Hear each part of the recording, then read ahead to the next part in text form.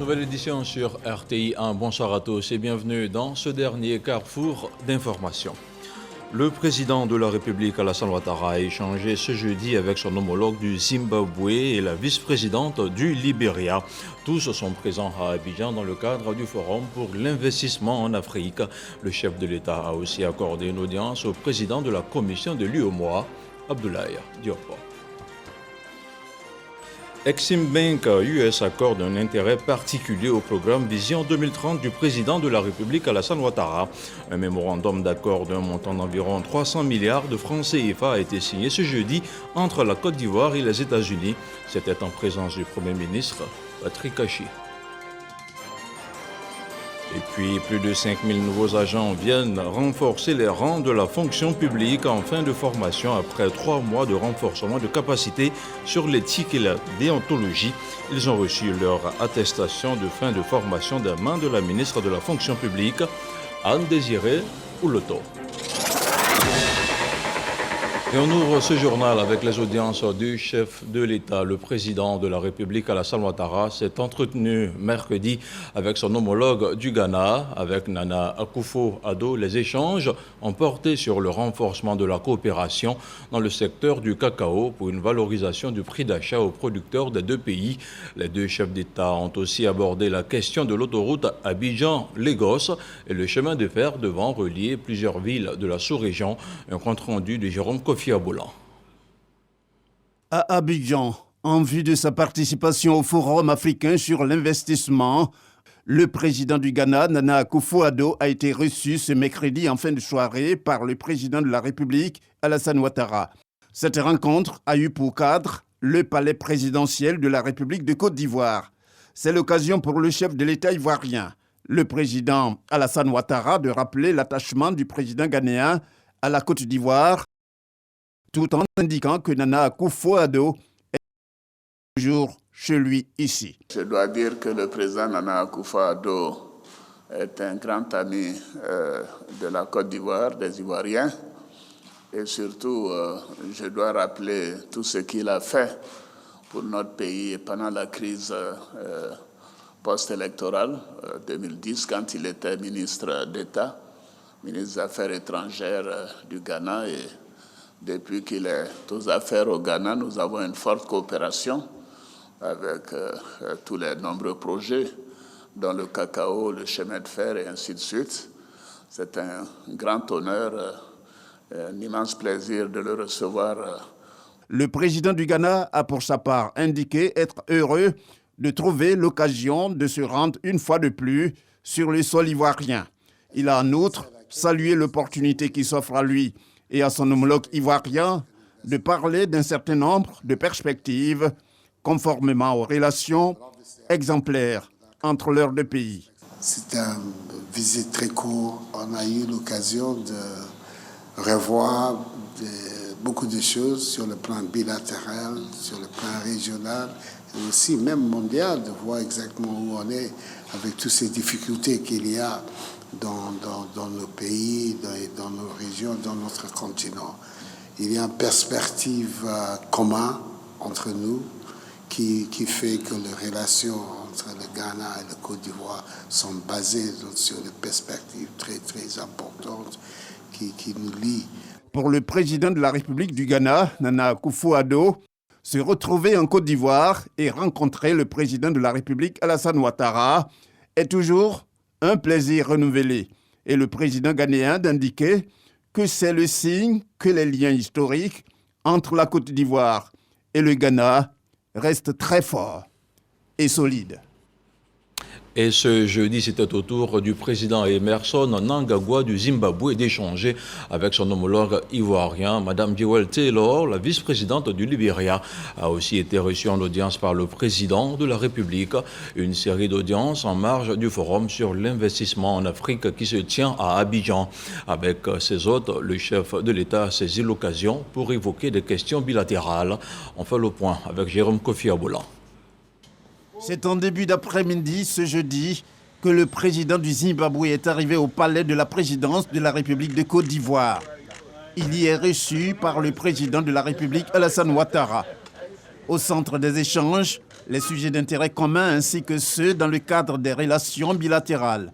C'est en marge du Forum sur l'investissement en Afrique, prévu les 2, 3 et 4 novembre 2022 à Abidjan, que les deux chefs d'État se rencontrent. J'ai le grand honneur de recevoir le président du Zimbabwe, un pays que nous connaissons bien. Le président donc est venu pour le Forum sur l'investissement en Afrique. C'est un plaisir de le revoir. Il nous a déjà rendu visite il y a quelques années à l'occasion du sommet Union africaine, Union européenne. Et nous avons fait un tour d'horizon sur la situation de nos deux pays également du continent et au plan international. We are here for the Africa Investment. Nous sommes venus en Côte d'Ivoire dans le cadre du forum économique et nous avons profité de cette occasion pour échanger sur nos relations bilatérales. Et il faut dire que je suis très impressionné du développement que la Côte d'Ivoire a connu. Depuis mon passage une première fois, j'ai vu que vraiment le pays fait un progrès exponentiel. Et il faut dire aussi que j'ai apprécié la qualité du chocolat ivoirien. Comme il a fait avec le président du Zimbabwe, le chef de l'État ivoirien Alassane Ouattara a également échangé avec la vice-présidente du Libéria, elle aussi présente à Abidjan pour prendre part au Forum africain sur l'investissement.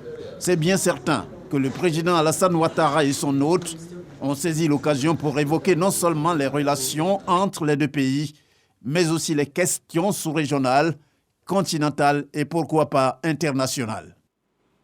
On reste au palais de la présidence de la République où le chef de l'État s'est aussi entretenu avec le président de la commission de l'UEMOA. Au cœur des échanges, des questions d'ordre institutionnel et le fonctionnement de l'organisation. On retrouve encore une fois Jérôme Kofi Aboula. Abdoulaye Diop, reçu ce jeudi par le président de la République, Alassane Ouattara. Le président de la commission de l'UEMOA a affirmé être venu rencontrer le chef de l'État ivoirien pour avoir des conseils et des orientations sur le fonctionnement de l'institution. Cette audience a été l'occasion de passer en revue un certain nombre de dossiers, un certain nombre de points, notamment sur le fonctionnement de l'Union, le fonctionnement de la commission. Et nous avons largement discuté des questions d'ordre institutionnel. Et bien sûr, cette audience, cette séance de travail a permis d'obtenir, en tout cas d'avoir des orientations et des perspectives, en tout cas qui nous permettront dans les tout prochains jours, dans les toutes prochaines semaines, de trouver les meilleures solutions à toutes ces questions d'ordre institutionnel, et permettre à l'Union de continuer sa marche en avant. En quittant le palais présidentiel, le président de la commission de l'UEMOA s'est dit rassuré quant à la disponibilité du président de la République, Alassane Ouattara, pour faire avancer le chantier de l'intégration. Je vous le disais en ouverture de cette édition, le Premier ministre Patrick Achi a présidé ce jeudi la signature d'un mémorandum d'accord entre la Côte d'Ivoire et les États-Unis. Il porte sur le montant de 500 millions de dollars US, soit environ 300 milliards de francs CFA. Objectif, renforcer les échanges commerciaux entre les deux pays. Le compte-rendu d'Alexis Ouedraogo. Rita Jo Lewis, présidente de la Banque Export-Import des États-Unis, était ce jeudi à la primature. Au cœur des échanges, la signature d'un mémorandum d'accord d'un montant de 300 milliards de francs CFA à travers la Banque Export-Import Eximbank.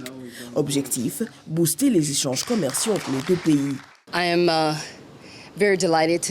Madame la présidente de la Banque Export-Import des États-Unis est ravie d'être ici en Côte d'Ivoire. Elle vient de procéder à la signature avec Monsieur le ministre de l'Économie et des Finances d'un mémorandum d'accord entre la Banque Export-Import des États-Unis et la Côte d'Ivoire, en présence de son Excellence Monsieur le Premier ministre, de Madame la ministre d'État, ministre des Affaires étrangères, de Monsieur le ministre du Commerce et de l'Industrie. Et cette signature, tout comme la visite de Madame la Présidente de la Banque, exprime une fois de plus l'importance que les États-Unis accordent à la relation bilatérale d'ordre stratégique avec la Côte d'Ivoire. Ce mémorandum porte sur la création de possibilités de financement à hauteur de 500 millions de dollars américains. L'occasion pour le chef du gouvernement de saluer l'excellence de la coopération bilatérale, en deçà toutefois des potentiels exprimés. Le mémorandum devrait permettre de faciliter les investissements des entreprises américaines en Côte d'Ivoire sur une durée de 2 ans et demi, en les soutenant sur des projets clés dans les secteurs prioritaires de l'énergie, du transport, de la santé, de la sécurité, de l'éducation et de l'agriculture. Patrick Achia, pour finir, assuré de la participation active du pays au sommet des leaders africains initié par le président américain en décembre prochain à Washington. On s'intéresse maintenant à la rentrée académique de l'Institut national de formation professionnelle agricole. Les atouts de l'établissement ont été présentés aux membres du gouvernement présents pour la circonstance. Il est bon de rappeler qu'à travers l'INFPA, le gouvernement s'engage à faire de la Côte d'Ivoire une puissance agricole. Les précisions de Didier Nguisson. Un laboratoire de microbiochimie tout équipé. Un autre dédié à la microbiologie avec autant d'outils facilitant la recherche et un atelier de transformation. Financé en 2018 par l'Union européenne, ils permettent d'implémenter à petite échelle les résultats de travaux scientifiques avant leur probable vulgarisation. Nous sommes à l'Institut national de formation professionnelle agricole, INFPA, un établissement public dédié à former le personnel hautement qualifié du secteur agricole. Une formation professionnelle performante au service d'un développement durable, d'une agriculture résiliente. Tout a changé, nos méthodes doivent changer et nos apprenants également doivent s'adapter aux nouvelles conditions de l'agriculture. Former des ressources humaines capables d'assurer les productions agricoles, animales et halieutiques suffisantes pour la consommation locale. De quoi assurer des emplois et réaffirmer la puissance agricole de la Côte d'Ivoire. L'école de la deuxième chance ne va pas vous concerner. Vous, c'est l'école de la première chance, puisque vous avez de bons niveaux et vous allez avoir l'insertion professionnelle du coup après la formation. Vous devez être fiers d'être à la base de ce que nous consommons. Les réformes qui ont été engagées dans le cadre donc de l'INFPA sont de nature à avoir des étudiants bien formés, des étudiants qui ont certes de la connaissance, mais qui savent pratiquer. Le ministre d'État, ministre de l'Agriculture et du Développement rural, a également inauguré le restaurant de l'Institut. Plusieurs auditeurs en administration de base de la session 2021 viennent de recevoir leur attestation de fin de formation. La ministre de la Fonction publique et de la modernisation de l'administration les a appelés à la responsabilité, à l'intégrité, mais surtout à l'efficacité. Le reportage de Grace Kando. Plus de 5000 nouveaux fonctionnaires, toutes catégories confondues, reçoivent leur attestation de fin de formation. Ils sont issus des concours administratifs de la session 2021.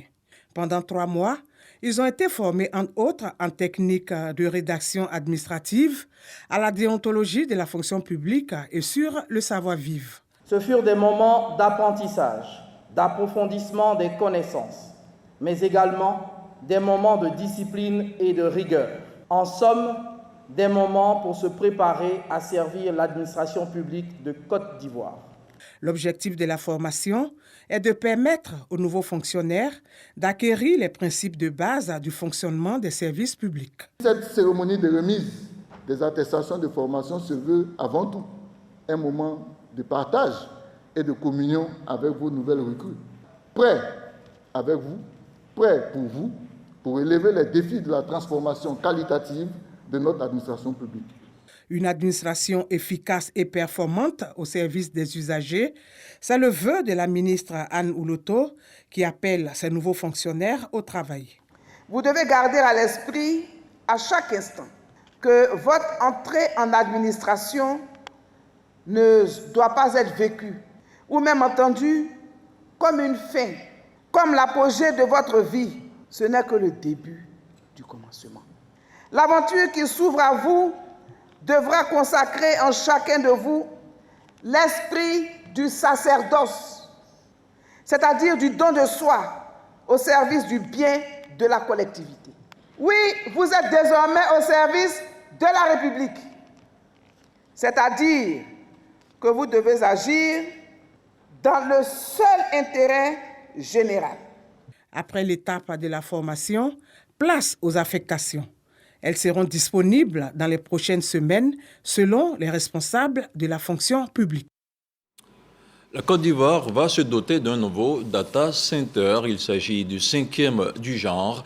L'infrastructure épouse la vision du gouvernement en termes de développement du secteur de l'économie numérique. Il se présente d'ailleurs comme un atout pour le vaste programme de digitalisation et de numérisation des données publiques. Le lancement des travaux a eu lieu au VITIB de Grand Bassam. Le compte-rendu de Walter Amadou Ouattara.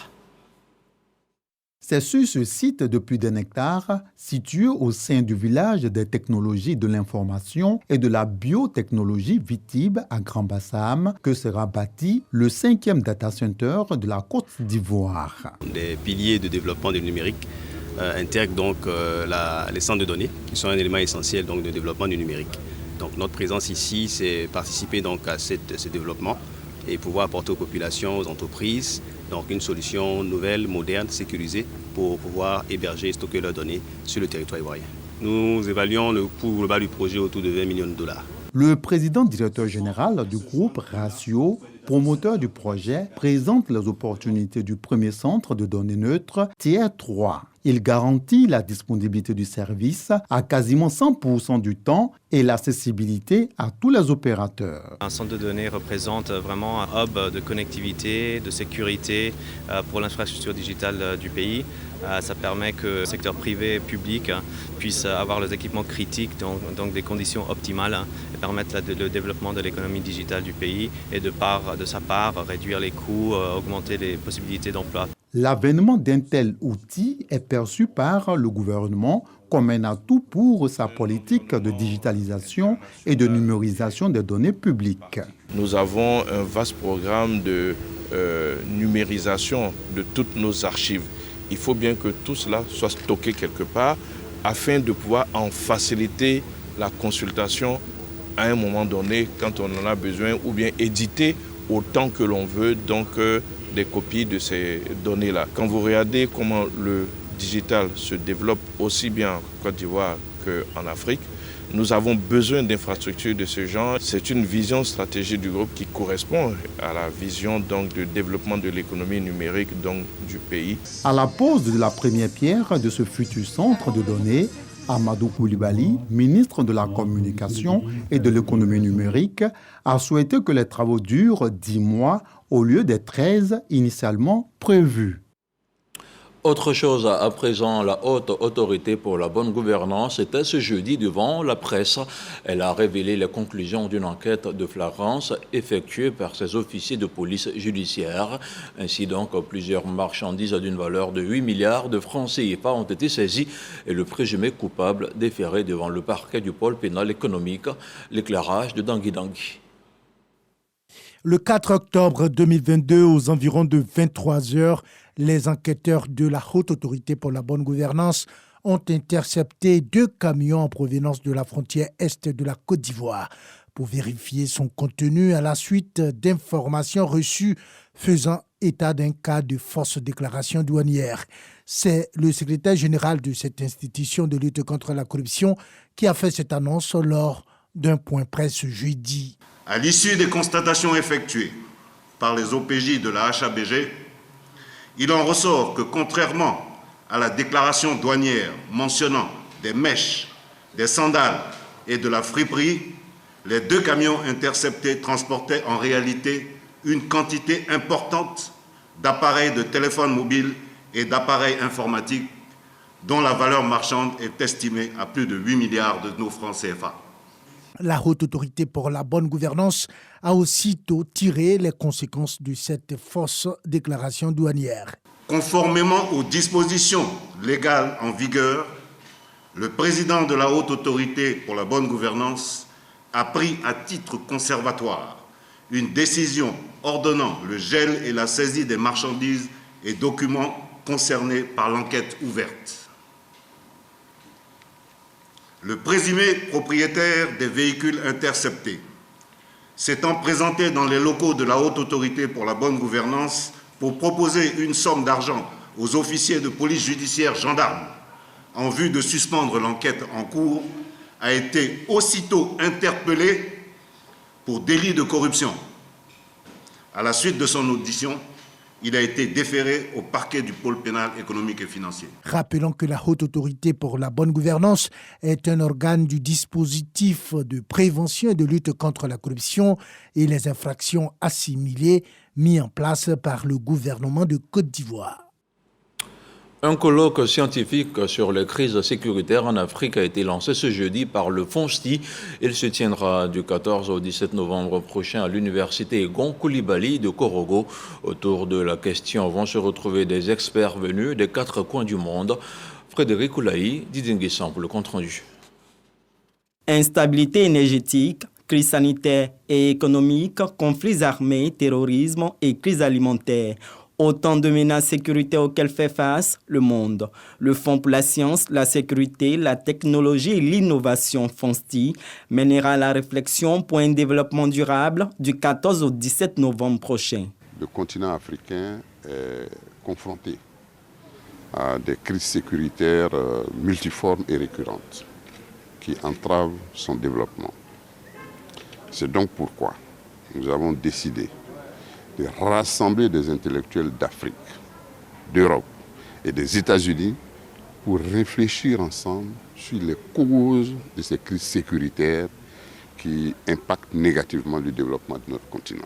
C'est l'occasion de mener des réflexions en vue de garantir une sécurité propice à un développement durable. Pour l'université Peleforo Egon Coulibaly, la question de la sécurité est transversale, voire centrale, à toutes les missions, quel que soit le domaine d'activité. De ce point de vue, le débat sur les crises sécuritaires, plus que nécessaire, est existentiel. Il est donc de notre devoir de le porter. Relever les défis majeurs de sécurité dans les zones du Sahel en proie aux menaces des bandes armées. Cet axe, dont les crises sécuritaires et défense des États, crise sanitaire et protection sociale, la sécurité alimentaire et environnementale seront mises en évidence dans la recherche de solutions. Et sur un tout autre plan, des experts et des acteurs de la mobilité du bétail sont en conclave à Grand Bassam dans la station balnéaire. Ils vont 3 jours durant plancher sur les bonnes pratiques en matière de transhumance.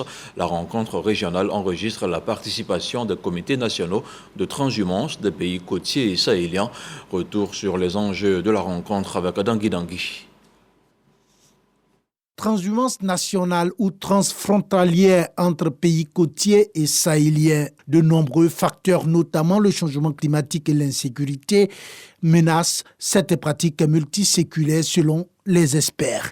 Des experts et acteurs de cette filière réunis à Grand Bassam dans le cadre d'une rencontre régionale sur la problématique de la transhumance. Si vous regardez les populations qui vivent de la transhumance, sont importantes dans le Sahel. Et si vous voyez aussi sur le plan de l'intégration, c'est une activité qui facilite l'intégration entre les pays. Donc il y a un grand intérêt. Que gagne la Côte d'Ivoire avec cette pratique multiséculaire qu'est la transhumance? Aujourd'hui, nous sommes conscients du fait que la Côte d'Ivoire est déficitaire en matière de protéines bovines. Nous n'avons pas suffisamment d'animaux pour desservir nos différents marchés. Donc, sur ce point de vue-là, il est important pour nous que les pays sahéliens nous apportent les animaux qui vont finalement desservir nos différents marchés et finalement se retrouver dans l'assiette du consommateur final. Avant d'ouvrir officiellement les travaux, le ministre des Ressources animales et halieutiques a promis de donner un écho favorable aux recommandations de cette rencontre. Les défis à relever, et vous l'avez dit, demeurent encore importants. C'est pourquoi nous sommes convaincus que ces assises permettront à la Côte d'Ivoire de renforcer l'efficacité des dispositifs institutionnels de gestion de la mobilité du bétail en vue d'une cohabitation paisible entre agriculteurs, éleveurs ainsi que les populations. Durant 3 jours, les experts et les acteurs de la filière vont partager informations et bonnes pratiques en matière de transhumance. Cette rencontre régionale permettra également de faire le point sur le bilan de la campagne de transhumance 2022-2023 et de dégager les perspectives pour la prochaine campagne.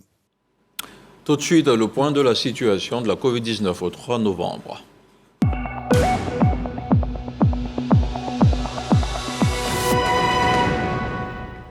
Le ministère de la Santé, de l'Hygiène publique et de la couverture maladie universelle a enregistré ce jeudi 3 novembre 2022 34 nouveaux cas de Covid-19 sur 445 échantillons prélevés, soit 7,9% de cas positifs, 7 guéris et 0 décès. À la date du 3 novembre, la Côte d'Ivoire compte donc 87 822 cas confirmés, dont 86 953 personnes guéries, 828 décès et 41 cas actifs. Le nombre total d'échantillons est d'1 644 163. Le 2 novembre, 20 307 doses de vaccins ont été administrées, soit un total de 20 770 092 doses du 1er mars 2021 au 2 novembre 2022. Le ministre de la Santé, de l'Hygiène publique et de la couverture maladie universelle invite toutes les personnes de plus de 12 ans à se faire vacciner.